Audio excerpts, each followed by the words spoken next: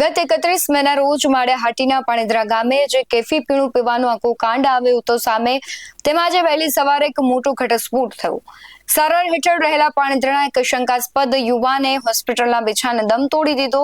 પોલીસના દાવા અને એફએસએલ રિપોર્ટ વચ્ચે આ મોતથી આખા પંથકમાં ચકચાર મચી છે. ઘણા બધા સવાલો થઈ રહ્યા છે કે શું હતું એ પ્રવાહી અને કેમ આ મોત પરના જે રહસ્યો છે તેના વાદળો છે ઘેરાઈ રહ્યા છે.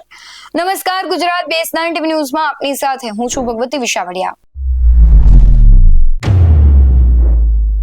ઘટનાની વિગતો એવી છે કે 31 મેના રોજ માળિયાહાટીના પાણીદરા ગામે એક મહિલા સહિત 5 લોકોએ કોઈ અજ્ઞાત કેફી પીણું પી લીધું હતું અને ઝેરી પ્રવાહીની અસર થતાં જ 4 લોકોની તબિયત લથડી હતી. તેમને તાત્કાલિક સારવાર માટે જૂનાગઢની અલગ-અલગ હોસ્પિટલોમાં ખસેડવામાં આવ્યા.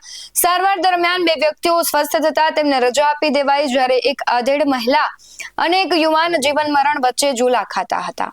પરંતુ અરેરાટીની વાત એ છે કે આજે વહેલી સવારે સારવાર દરમિયાન પાણીદરાના કમલેશ કરગઠિયા નામના યુવકનું કમકમાટી ભર્યું મોત નીપજ્યું છે. યુવાનના મોતથી પરિવારમાં આક્રંદ છવાયો છે. ઘણા બધા સવાલો થયા છે ને આ મરણ પાછળ કેવું રહસ્ય છુપાયેલું છે જેને પોલીસ તંત્રની દોડધામ પણ વધારી દીધી છે. ઘટના બની ત્યારે સ્થાનિક પોલીસે ત્વરિત એક્શન લીધા હતા. ઘટના સ્થળેથી કેફી પ્રવાહીનો જથ્થો કબજે કર્યો હતો અને તેને તપાસ માટે એફએસએલ લેબોરેટરીમાં પણ મોકલ્યો હતો. તાજેતરમાં પોલીસે એવો દાવો કર્યો કે એફએસએલ રિપોર્ટમાં પ્રવાહીની અંદર મિથેનોલ એટલે કે લઠ્ઠાકાંડ જેવું કોઈ ઝેરી તત્વ મળી નથી આવ્યું. પરંતુ જો મિથેનોલ નહોતું તો પછી કમલેશ નામના યુવકનું મોત કેમ થયું? આ સવાલ એટલા માટે ઘેરો બન્યો છે, મોટો બન્યો છે કારણ કે હાલમાં મૃતક યુવાનનું પેનલ ડોક્ટરો દ્વારા ફોરેન્સિક પોસ્ટમોર્ટમ કરવામાં આવ્યું છે અને તેના શરીરના અંગોના નમૂના એટલે કે વિશેષ તપાસ માટે લેબોરેટરીમાં મોકલવામાં આવ્યા છે. હાલ પૂરતો આ મોત સાવ રહસ્યમય સંજોગોમાં થયું હોવાનું માન્યું છે, પરંતુ પોલીસ કહે છે કે મિથેનોલ નથી. તો પ્રશ્ન એ છે કે કેફી પીણામાં એવું કયું આલમનું ઝેર હતું જેણે હસતા બોલતા યુવાનનું જીવ લઈ લીધું છે? જો એ પ્રવાહી ઝેરી નહોતું તો 5 લોકોની તબિયત એકસાથે કેમ બગડી અને એકનું મોત કેમ થયું?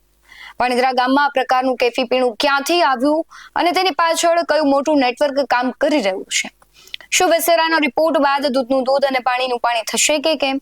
એ પણ સવાલ છે. ત્યારે હવે પરિવાર અને આખું ગામ વિશેરાના ફાઇનલ રિપોર્ટની રાહ જોઈ રહ્યું છે, કારણ કે રિપોર્ટ આવ્યા બાદ જ મૃત્યુનું ચોક્કસ અને અસલી કારણ જાણી શકાશે. ત્યાં સુધી આ રહસ્યમય જે મોત છે તે તંત્રની ઊંઘ ઉડાડી રહ્યું છે.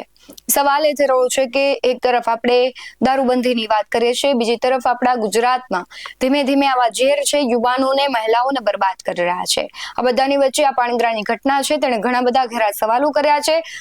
તંત્ર પર, પોલીસની કામગીરી પર બધા જ પર સવાલો છે, પરંતુ આ રહસ્ય પરથી ત્યારે જ પડદો ઉઠશે જ્યારે હવે વિશેરાનો રિપોર્ટ સામે આવશે. વિશેરાનો રિપોર્ટ સાચો સામે આવે છે કે કેમ એ પણ સૌથી મહત્વનો સવાલ છે.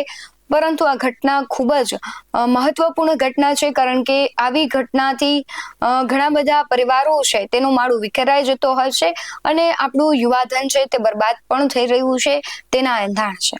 આ ઘટનાને લઈને તમારું શું માનવું છે કમેન્ટમાં જરૂરથી જણાવજો. બાકી આવા જ વધુ અહેવાલો સાથે ફરી મળતા રહીશું. તમે અમારી YouTube ચેનલને સબસ્ક્રાઇબ કરવાનું અને Facebook અને Instagram પર ફોલો કરવાનું ભૂલશો નહીં. બાકી અવનવી અપડેટ્સ મેળવવા માટે આપ જોતા રહો BS9 TV ન્યૂઝ. નમસ્કાર.